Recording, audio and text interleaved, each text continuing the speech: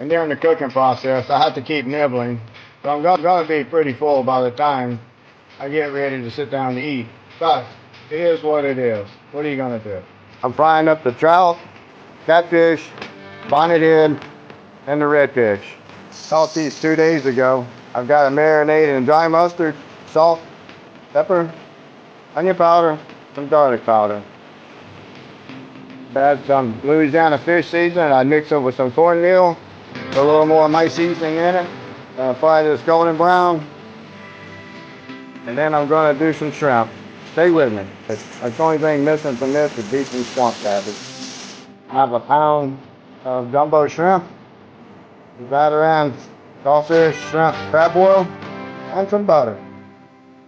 I usually put some Old Bay in, but I happen to run out.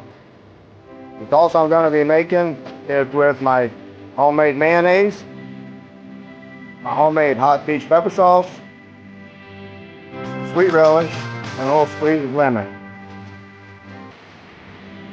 For a little extra kick into the shrimp, I'm going to put in a little bit of my homemade peach pepper sauce and add a little bit of flavor.